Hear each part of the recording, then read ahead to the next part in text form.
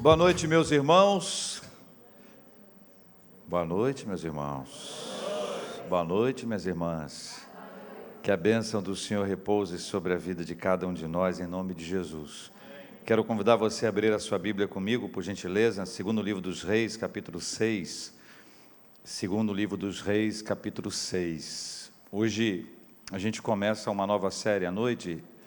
A gente vai pegar carona com os profetas. Eu quero fazer um convite a você a se unir aqui a cada um de nós, uns aos outros, e vamos pegar carona com os profetas. A gente vai conhecer um pouquinho sobre essa caminhada de alguns dos profetas bíblicos. E hoje a gente começa no segundo livro dos Reis, capítulo 6, a partir do versículo 8. Nós vamos viajar com alguns dos profetas ao longo desse mês e vamos viajar por estradas complexas e difíceis, irmãos e irmãs. E vamos aprender a viver pela fé. É bonito falar, eu vivo pela fé. Mas não é fácil viver pela fé. É preciso aprender com a palavra do Senhor a viver pela fé, a depender de Deus para todas as coisas, seguir em frente, apesar dos riscos, perdas e dores. O profetismo bíblico, ele não é glamuroso. O profetismo bíblico não ostenta poder e glória do ser humano. Aliás, ele mostra a fraqueza, os medos e as crises. Sobre um dos profetas bíblicos, Tiago, irmão de Jesus, ou meu irmão de Jesus, como alguns preferem mencionar, Tiago, capítulo 5, versículo 17, ele diz que era homem semelhante a nós, sujeito aos mesmos sentimentos. Tem uma versão que diz sujeito às mesmas paixões, alguém igual a gente.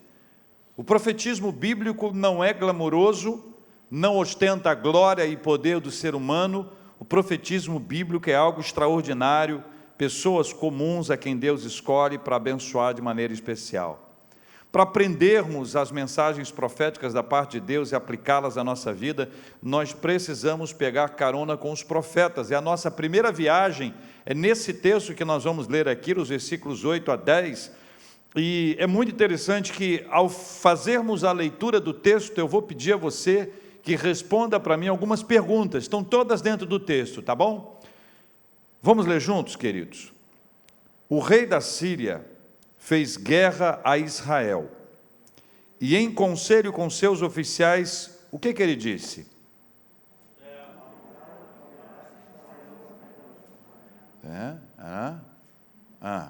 Vamos começar outra vez. Em tal e tal lugar estará o meu acampamento. Mas o homem de Deus mandou dizer ao rei de Israel: guarda-te de passares por tal lugar, porque os sírios estão descendo para ali. O rei de Israel enviou tropas ao lugar de que o homem de Deus lhe falara e de que o tinha avisado, e assim se salvou, não uma nem duas vezes. Pergunta que eu faço a você é simples: como o texto chama esse profeta?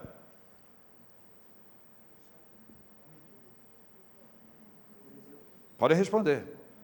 Como o texto chama este profeta?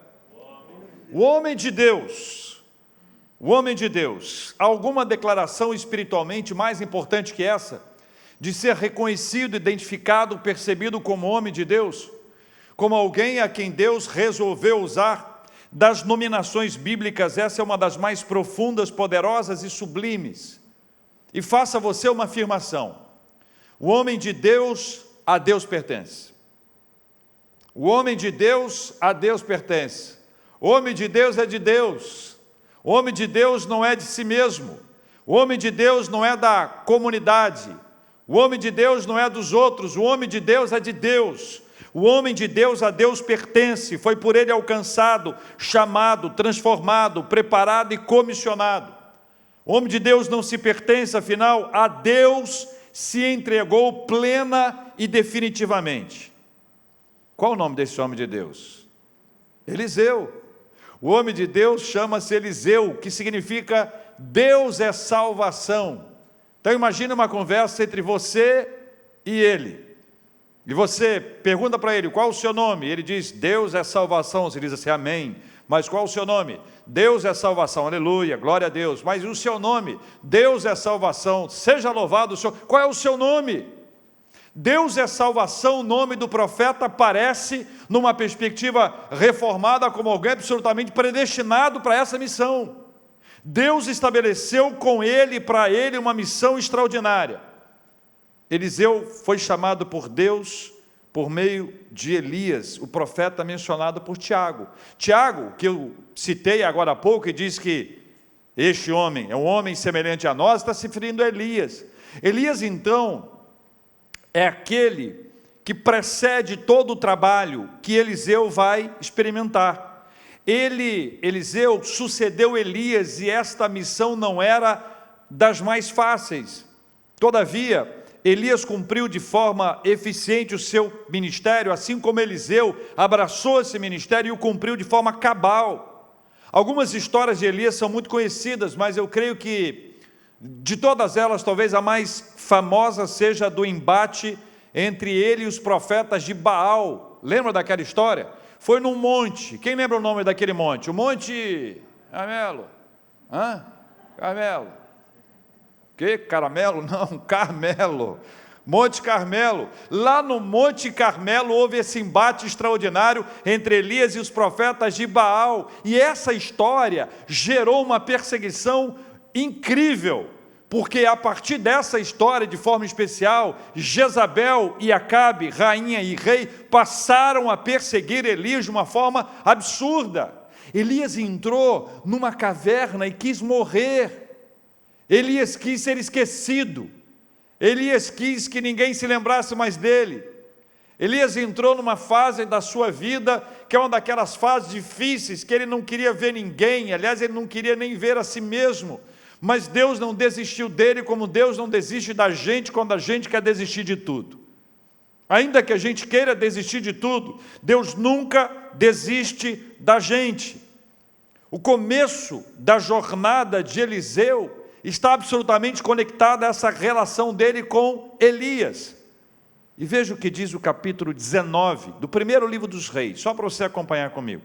Volta no primeiro livro dos Reis, capítulo 19, versículo 19. 19, 1 Reis 19, 19, diz assim: partiu, pois, Elias dali e achou a Eliseu, filho de Safate, que andava lavrando com 12 juntas de bois adiante dele. Ele estava com a 12ª. Olha o que aconteceu. Elias passou por ele e lançou o seu manto sobre ele.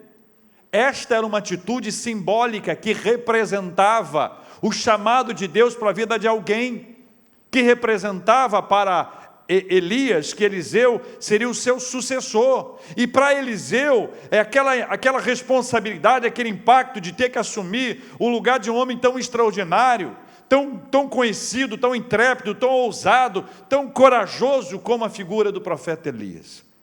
Já ciente daquela ação, Eliseu fez um pedido. Ele pediu para se despedir da família e deu uma festa. Matou 2 bois. Olha o que o texto bíblico diz, capítulo 2 agora, segundo livro dos Reis, capítulo 2, versículos 9 em diante. Há uma descrição interessante daquilo que se faz, da ação de Deus, porque após o chamado, após a despedida, começa a jornada, os 2 caminham juntos durante algum tempo, um amparando, apoiando o outro. E nesse capítulo 2 de segundo livro dos Reis, capítulo 2, a partir do versículo 9, nós lemos assim: havendo, e essa foi uma cena extraordinária, havendo eles passado, Elias disse a Eliseu: pede-me o que queres que eu te faça antes que seja tomado de ti. Disse Eliseu: peço-te que me toque por herança, porção dobrada do teu espírito. Você deve ter ouvido essa expressão. O que você quer? Que Deus te dê porção dobrada do seu espírito. É esse texto aqui. Tornou-lhe Elias: dura coisa pediste, todavia, se me vires quando for tomado de ti, assim te fará. Porém, se não me vires, não se fará. Agora escuta só o que aconteceu. Imagina a cena comigo.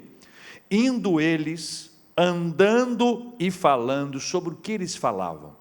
Indo eles, andando e falando, eis que um carro de fogo, com cavalos de fogo, os separou um do outro. E Elias subiu ao céu num redemoinho, o que vendo, Eliseu clamou: meu pai, carros de Israel e seus cavaleiros. E nunca mais o viu. E tomando as suas vestes, rasgou-a em duas partes. Nossa carona com Eliseu, que começa agora, ela poderia ser no episódio da abertura do rio Jordão, que é na sequência desse texto, ou na purificação da nascente de água, ou naquela multiplicação do óleo na casa da viúva, ou na multiplicação de pães e sementes, na vida e volta à vida do filho da Sunamita, ou mesmo na cura de Naamã, comandante do exército do rei da Síria. Todavia, a nossa carona com ele começa em Dotã.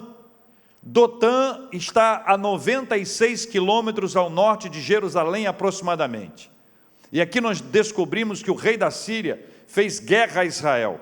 Talvez não tenha sido um bom momento para chegarmos até ali, diriam alguns, mas é o momento de Deus para nós. Estamos chegando agora, de carona com ele, no momento em que há uma guerra contra Israel, no momento em que o rei da Síria planeja todas as coisas para que aquilo venha acontecer. E o texto da Bíblia vai nos ensinar, eu vou ler outra vez.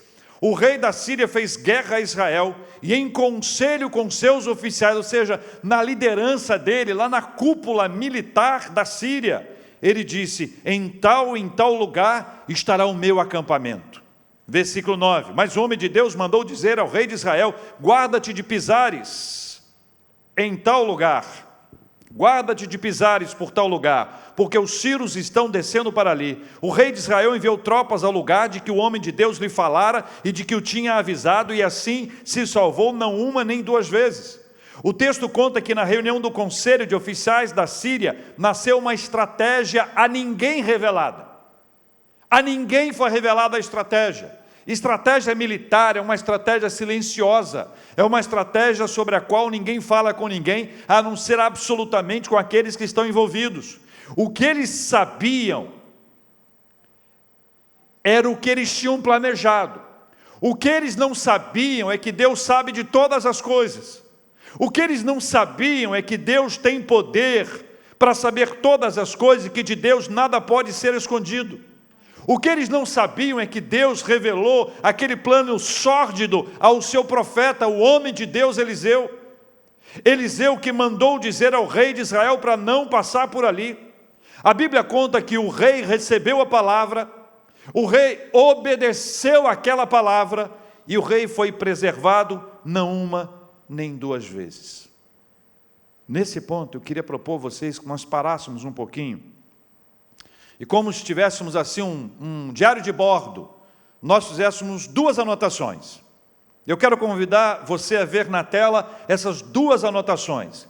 A primeira anotação desse diário de bordo que nós precisamos apresentar é que Deus sabe de todas as coisas. Deus sabe de todas as coisas. A segunda anotação que eu fiz aqui é: de Deus nada pode ser escondido. De carona com Eliseu nós temos duas lições primeiras aqui. De Deus, Deus sabe de todas as coisas. A segunda, de Deus nada pode ser escondido. Essas duas lições são importantes para ficarem gravadas para nós, no nosso diário de bordo. Mas eu quero andar um pouco mais. E quero que você caminhe comigo no capítulo 6, versículo 11. Porque o rei da Síria ficou muito bravo. E o rei da Síria ficou bravo e naturalmente desconfiou de um traidor. Óbvio, se quem é que descobriu que a gente ia para lá? Alguém está traindo a gente. Tem alguém traindo a gente de dentro. E ele chega no versículo 11 e diz o seguinte: não me fareis saber quem dos nossos é pelo rei de Israel? Pergunta lógica, não é verdade? Ele não sabia que Deus sabia de todas as coisas. O que ele imaginou? Ele imaginou que alguém que sabia contou. Não tem lógica isso, gente? A resposta dos servos do rei revela o quanto o testemunho sobre o homem de Deus havia cruzado as fronteiras. Versículo 12, leia comigo o versículo 12. Ninguém, leia comigo, ninguém, ó rei meu senhor, mas o profeta Eliseu, que está onde?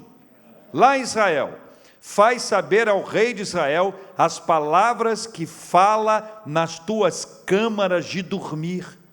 E aqui tem dois atributos maravilhosos de Deus que nós precisamos gravar na nossa mente. São dois atributos chamados de atributos incomunicáveis. O primeiro fala sobre a onipresença de Deus. O segundo fala sobre a sua onipotência. O primeiro, a onipresença, nos mostra que Deus está em todos os lugares. Não era Elias que estava lá, mas Deus que estava lá falava com Elias. A onipresença de Deus é um atributo incomunicável. Nós não podemos estar em todos os lugares, embora alguns de nós já em algum momento da nossa vida tenhamos desejado isso. Mas escuta, você que não pode estar em todo lugar, eu que não posso estar em todo lugar, nós temos um Deus que pode estar em todo lugar, e o nosso Deus está em todo lugar. Olha, deixa eu te dizer uma coisa, quantas vezes nós queremos estar com alguém e não podemos? Quantas vezes nós queremos estar com uma pessoa que está passando uma luta grande, e nós não podemos estar com a pessoa naquela hora? Alguém distante, alguém num momento da vida em que a gente não pode ter tantos contatos assim, nós não podemos estar, mas Deus pode estar. O segundo, a onipotência de Deus. Deus pode todas as coisas, não há nada que Deus não possa fazer. Todas as vezes que você for orar, lembre-se disso, Deus pode fazer todas as coisas. Deus tem o poder ilimitado, nenhum poder se compara ao poder de Deus. Deus pode fazer todas as coisas. Dois atributos incomunicáveis com os quais nós precisamos lidar com carinho, com respeito, que aqui o texto nos mostra. Esses dois conceitos presentes na teologia reformada nos contam sobre a presença poderosa de Deus e suas manifestações sobrenaturais, que nos enchem de fervor e louvor ao Senhor Deus Todo-Poderoso.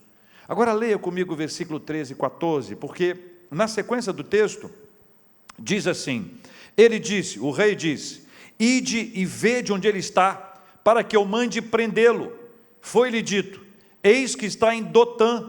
Então enviou para lá cavalos, carros e fortes tropas, chegaram de noite e cercaram a cidade. Ele descobriu o problema e em seu pragmatismo mandou prender Eliseu. Ele foi pragmático.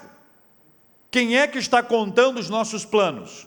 Eliseu. Então, vamos prender Eliseu. Não tem lógica? Agora, será que ninguém chegou para ele e disse, rei, deixa eu falar uma coisa aqui, só entre nós dois aqui, não me leve a mal, mas se Eliseu sabe o que o senhor fala na sua câmara de dormir, o senhor não acha que ele está sabendo desse plano que o senhor está fazendo para prendê-lo? O pragmatismo, muitas vezes, nos leva à pretensão. Aqui está um retrato da pretensão de alguém que se sente maior do que os demais. Esse tipo de pragmatismo não leva em consideração o poder de Deus, não leva em consideração as manifestações sobrenaturais, está apenas atrelado àquilo que os olhos podem ver. Ele descobriu qual era o problema, em seu pragmatismo mandou prender Eliseu. Ele agiu correto de uma forma pragmática, mas não percebia que além dele estava o poder de Deus. Está na hora da gente fazer mais algumas anotações no nosso diário de bordo. Nosso diário de bordo apresenta agora 3 anotações. A primeira delas é que Deus está em todo lugar. Onipresença. Deus tem todo o poder. Onipotência. Ainda que práticos, jamais sejamos pretensiosos. Ainda que práticos, jamais sejamos pretensiosos. É uma lição que nós aprendemos com esse rei. Em razão do seu pragmatismo, a sua pretensão foi exposta. Desejo de mandar-se calar a voz daquele que falava da parte de Deus. Como calar a voz de alguém que fala da parte de Deus? Que pretensão é essa de tentar prender alguém que sabe o que se fala na sua câmara de dormir? 3 lições dessa nossa etapa da viagem de carona com o profeta Eliseu. A nossa viagem com ele vai ficando cada vez mais impressionante. Lembre-se do versículo 14, veja o versículo 14 para você relê-lo. Então enviou para lá cavalos, carros e fortes tropas. Chegaram de noite e cercaram a cidade, ok? Esse é o versículo 14. Fica atento ao que aconteceu no versículo 15. Leia comigo. Tendo se levantado muito cedo o moço de Deus e saído, eis que tropas, cavalos e carros haviam cercado a cidade. Então o seu moço lhe disse, qual foi a frase dele? Ai, meu senhor, que faremos? Que faremos? A reação do moço foi absolutamente natural e esperada. Reação natural e esperada, o que faremos? O que vai acontecer? O que será da nossa vida? Uma cidade sitiada é uma cidade cercada. Uma cidade sitiada é uma cidade que vai sendo cercada por todos os lados. É uma cidade que não recebe água, que não recebe alimentos, que não tem ponto de fuga. A tendência natural, salvo uma ajuda de fora, é uma espécie de estrangulamento. Ou a cidade se entrega, ou a cidade vai ser estrangulada. Então a região foi cercada. O moço olhou com os olhos naturais e percebeu que para ele não haveria nenhuma possibilidade, chance de saída, de alternativa. A sua vida seria estrangulada. A morte era uma questão de tempo. Ou ele se entregaria e seria morto, ou seria escravo daquele povo. A pergunta dele é boa. O que faremos? O problema para os sírios, meus irmãos, é que o mesmo Deus que sabe todas as coisas, o mesmo Deus que sabe todas as coisas, o mesmo Deus que pode todas as coisas, é o Deus que está em todo lugar, e em seu poder Ele também exerce plenamente a sua providência. Providência. Existe uma frase que a gente fala de vez em quando, entra com providência, Senhor. A gente espera que uma saída seja dada, que uma porta seja aberta, que uma alternativa apareça. Entra com a sua providência, Senhor. É aquilo que nós não controlamos, é aquilo que nós não sabemos o que é, que nós nem podemos ou nem conseguimos sugerir para Deus alguma coisa. Entra com sua providência, Senhor. A Confissão de Fé de Westminster faz uma síntese riquíssima.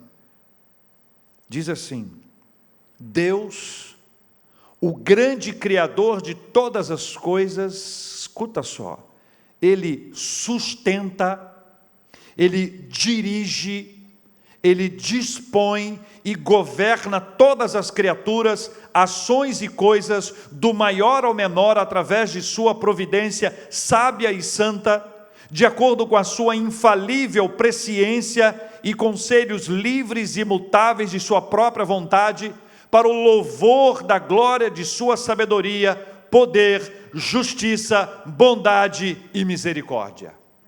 Amém, meus irmãos? A providência divina define a teologia reformada. É a atividade de Deus através de seu poder e sabedoria ilimitados para cumprir o seu propósito para com toda a criação, inclusive o homem. Quem confia na graça de Deus manifestada em sua providência não precisa temer as circunstâncias adversas. Vou falar de novo. Quem confia na graça de Deus, manifestada em sua providência, não precisa temer as circunstâncias adversas. Amém, meus irmãos? Essa lição foi para o coração do moço, que ficou desesperado com o cerco do inimigo, natural. Mas essa é uma palavra para a gente hoje. Confie sempre no Senhor e ao Senhor todas as coisas. Essa é uma lição maravilhosa. A providência de Deus nos surpreende. Veja, nós estamos no ponto em que esse moço não sabe o que vai acontecer. Ele está simplesmente aprendendo uma lição preciosa. E nós precisamos trazer essa lição para a nossa vida já, nesse exato instante. Nós não sabemos o que vai acontecer, mas a nossa vida está nas mãos de Deus. Quem confia na graça de Deus sabe que Deus entrará com sua providência e nós não precisamos temer as circunstâncias adversas. A nossa vida está nas mãos de Deus. No texto, Eliseu disse ao moço, versículo 16 e 17. Nós estamos lendo o segundo livro dos Reis, capítulo 6. Versículo 16 e 17, qual é a primeira frase que Eliseu fala para ele. Leia para mim, qual é a primeira frase? Não temas. Para um pouquinho, olha para mim. Que conversa é essa, Eliseu? É só o que eu posso ter agora, eu só estou com medo. Eu não tenho mais nada, não. Coragem, foi embora. Valentia, nunca tive. Força, se já tive, já esqueci. Só sobrou medo. E aí ele começa a frase dizendo para ele o quê? Não temas, diz o texto bíblico, porque mais são os que estão conosco do que os que estão com eles. Você imagina bem a cabeça desse moço, o que é que aconteceu com o profeta? Ou o que o profeta está vendo que eu ainda não consigo ver? Essa naturalmente é uma interpretação posterior, é mais fácil da gente imaginar. Veja o que diz a Bíblia. Orou Eliseu. Primeira coisa é isso, irmãos. Orou Eliseu e disse o quê? Senhor, peço-te que lhe abra os olhos para que veja. O Senhor abriu os olhos do moço e ele viu que o monte estava cheio de cavalos e carros de fogo em redor de Eliseu. O que acontece em Dotã faz a nossa viagem ser absolutamente inesquecível. Eliseu via e o moço não. Enquanto o moço não viu, ele temeu, mas Eliseu pediu a Deus que seus olhos fossem abertos. E a visão espiritual é concedida por Deus, a fim de que os seus amados saibam que Ele continua a cuidar de nós. A visão espiritual é dada por Deus, a fim de que nós saibamos, que os seus amados saibam, que o Senhor continua a cuidar de nós. Deus abre a nossa visão espiritual para isso. Essa visão espiritual é obra da graça de Deus e somente é alcançada pela fé. Hebreus 11:1 define fé. A fé é a certeza daquilo que esperamos e a prova das coisas que não vemos. Hebreus nos ensina que eu não preciso ver para crer, mas eu posso crer para ver, amém?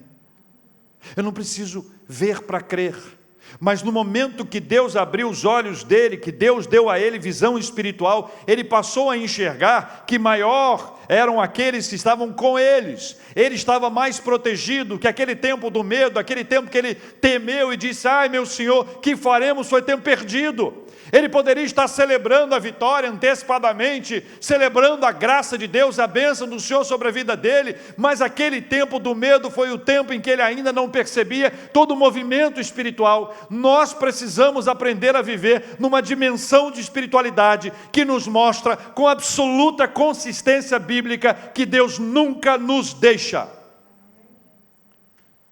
Deus nunca nos deixa. Tem hora que a gente pode até achar isso, mas Deus nunca, nunca, nunca nos deixa. Pega o diário de bordo aí. Pegou o diário de bordo? Mais 2 anotações nele. Diário de bordo. 2 anotações. Primeira, quem confia na graça de Deus não precisa temer as circunstâncias adversas. Vão repetir comigo?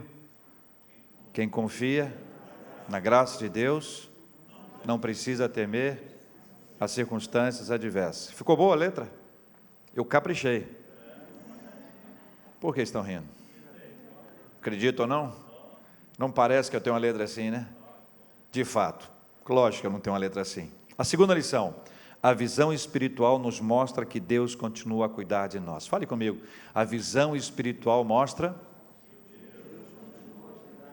É isso que acontece. Nesse trecho, nessas anotações, sabe, diário de bordo, que você para, anota o que está acontecendo, exatamente isso está sendo feito, nós estamos de carona com ele. E a gente não pode deixar para anotar tudo no final, porque são muitas lições importantes ao longo da caminhada, nós vamos anotando. E nesse diário de bordo nós anotamos agora que quem confia na graça de Deus não precisa temer as circunstâncias adversas. Todas as vezes que as circunstâncias adversas baterem à sua porta, lembre-se disso: quem confia na graça de Deus não precisa temer as circunstâncias adversas. Lembre-se, a visão espiritual nos mostra que Deus continua a cuidar de nós. Deus não dorme, a Bíblia diz que não dorme nem dormita o guarda de Israel. A Bíblia diz que Deus está conosco em todo o tempo, ou seja, Ele continua a cuidar da gente. Ele cuidou, Ele cuida e Ele cuidará, louvado seja o nome do Senhor. Última etapa. Nossa carona com o profeta começou em Dotã e agora iremos para Samaria, não muito longe dali. Contudo, antes fomos apresentados a um contraste no campo oftalmológico. Um via, outro não via. O moço de Eliseu, que não via os cavalos e os carros de fogo, passou a ver. E agora os soldados sírios deixaram de enxergar e depois voltaram a ver. Veja comigo o versículo 18 a 21. E como desceram contra ele, porque eles seriam atacados, orou Eliseu ao Senhor e disse: fere, peço-te, esta gente de cegueira. Feriu-a de cegueira conforme a palavra de Eliseu. Então Eliseu lhes disse: não é este o caminho, nem essa a cidade. Segui-me e guiar-vos-ei ao homem que buscais. E os guiou a Samaria. Tendo eles chegado a Samaria, disse-lhe Eliseu: ó Senhor, abre os olhos destes homens para que vejam. Abriu-lhes o Senhor os olhos e viram, e eis que estavam no meio de Samaria. Quando o rei de Israel os viu, perguntou a Eliseu: feri-los-ei, meu pai?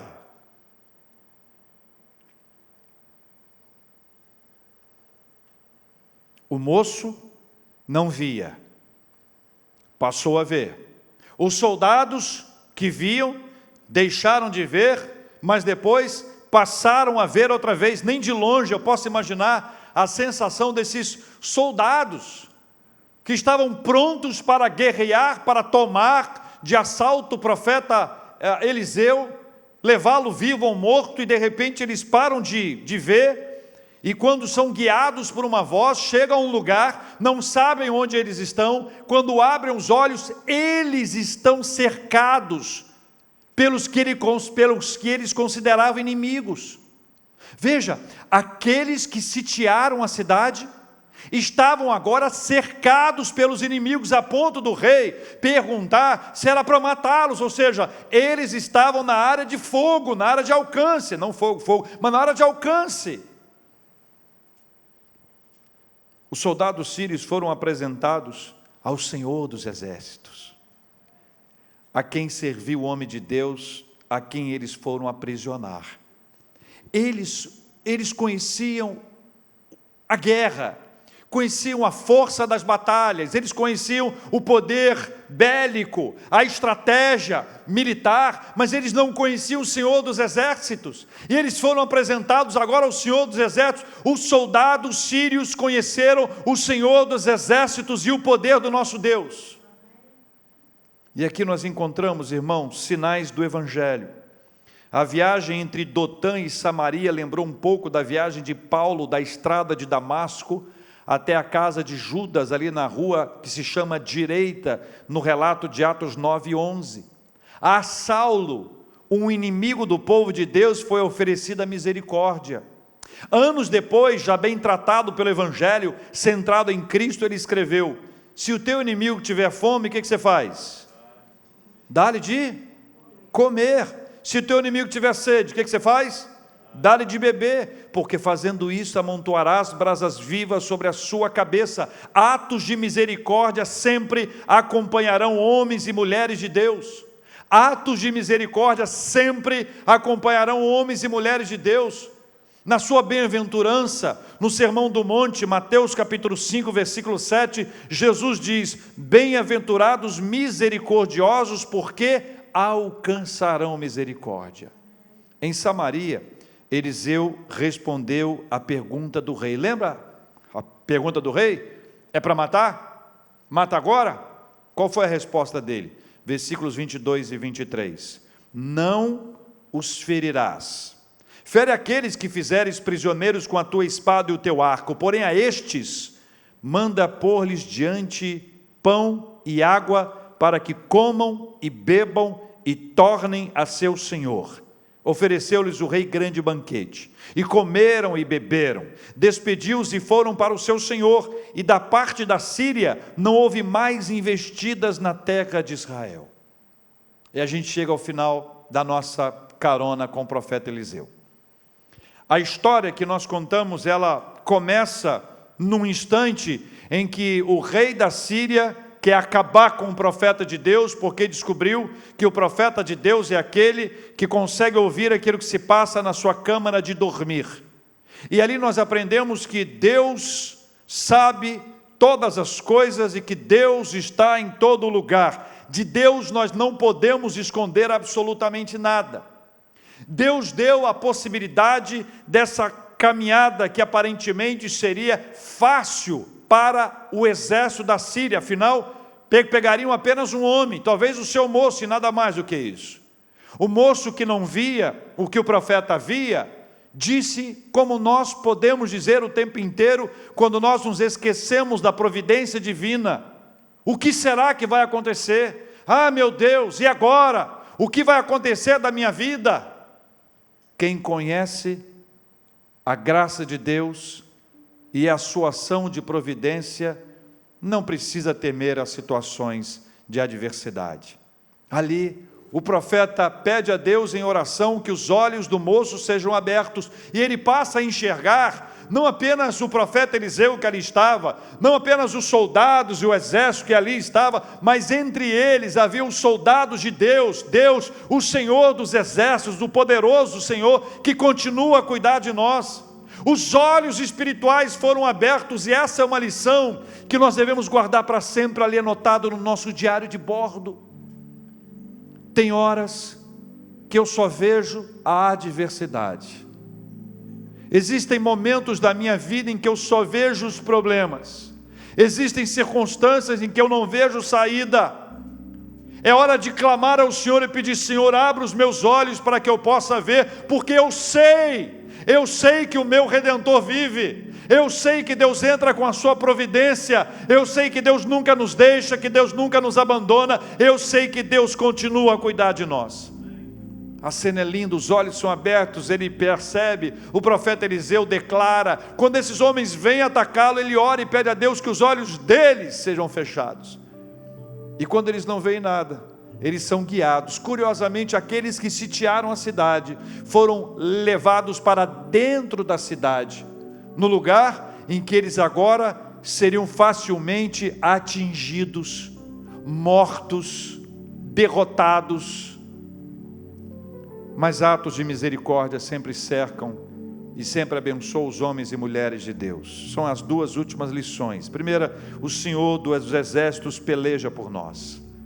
O Senhor dos exércitos peleja por nós. Segunda, atos de misericórdia sempre acompanharão os homens e mulheres de Deus. De carona com o profeta Eliseu, essas 9 lições poderiam ser acrescentadas de muitas outras, lições que são trazidas para a nossa vida hoje, lições que nós devemos anotar, escrever, colocar no nosso diário, nas nossas anotações, nas nossas redes sociais, compartilhando aquilo que o Senhor tem feito, declarando com toda a fé, a partir das Sagradas Escrituras, o poder de Deus que se manifesta, as revelações teológicas sólidas e fortes que nos permitem crer na providência divina, lembrando dos atributos incomunicáveis de Deus e trazendo tudo isso para a nossa vida, para hoje, gente, não é para ontem, não é uma história bonita para a gente lembrar do profeta Eliseu. Essa história não estaria na Bíblia se não fosse para que pudéssemos aprender também com ela e trazer para a nossa caminhada de fé hoje, em nome de Jesus. Eu quero orar com você, quero orar com você, quero orar por você, por mim. Sabe por quê, meus irmãos? Porque essas lições são importantes. Deus sabe de todas as coisas, de Deus nada pode ser escondido.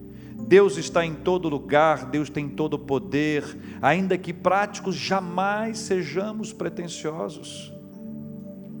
Quem confia na graça de Deus não precisa temer as circunstâncias adversas. A visão espiritual nos mostra que Deus continua a cuidar de nós. o Senhor dos exércitos peleja por nós. Atos de misericórdia sempre acompanharão os homens e mulheres de Deus.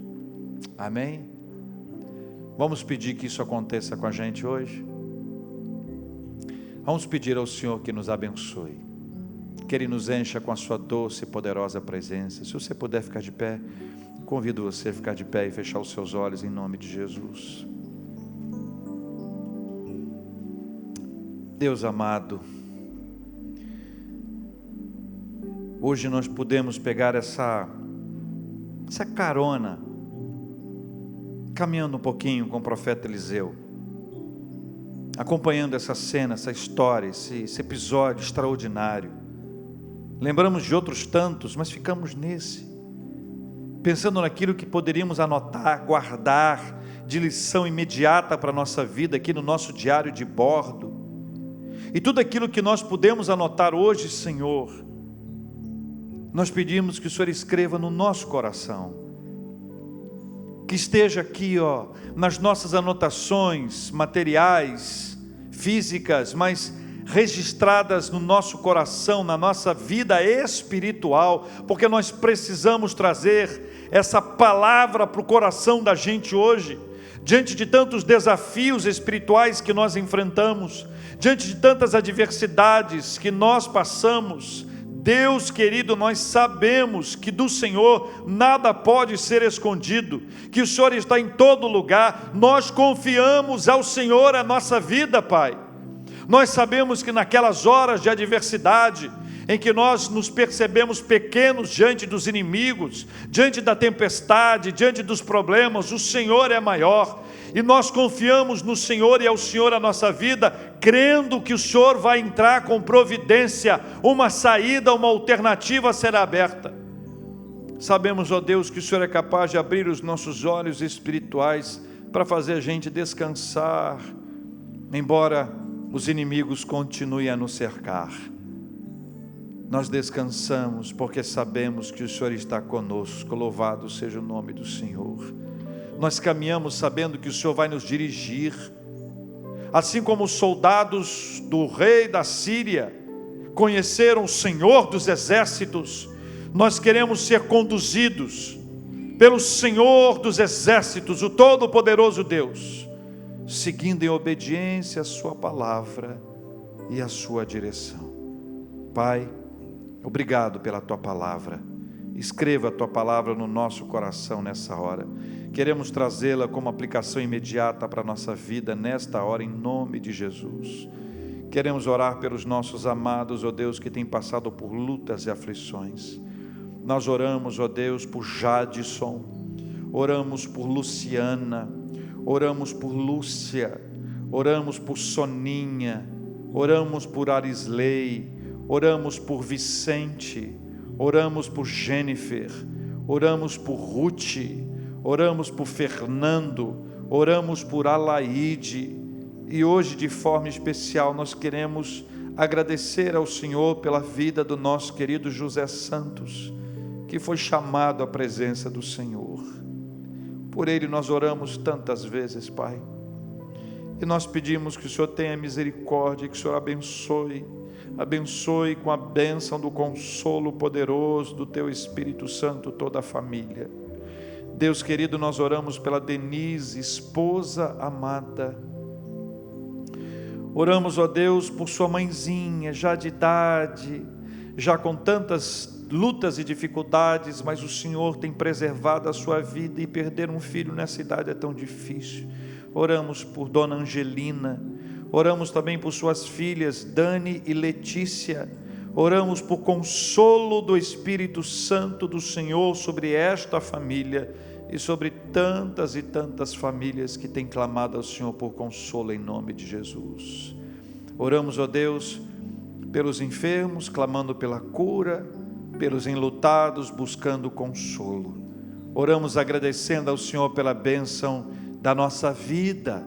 Agradecemos ao Senhor pelas bênçãos que o Senhor tem derramado sobre cada um de nós. São tantas bênçãos e bênçãos e bênçãos pelas quais nós queremos glorificar o nome do Senhor. Agradecemos, ó Deus, pelo aniversário da Glícia no dia de ontem e pelo aniversário da Flávia na próxima quarta-feira. Agradecemos pelos aniversariantes de casamento.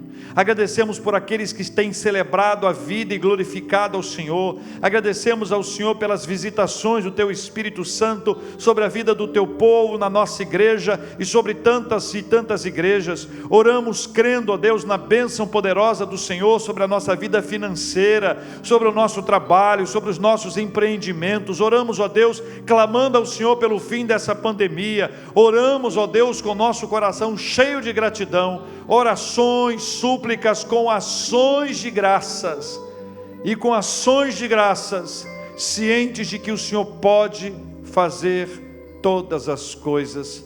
Nós já te agradecemos, e juntos queremos agradecer ao Senhor, com simplicidade, mas com muita fé, no nome santo e poderoso de Jesus, o Senhor da nossa vida. Amém. Graças, graças, mil graças a ti, meu Salvador. Graças, graças,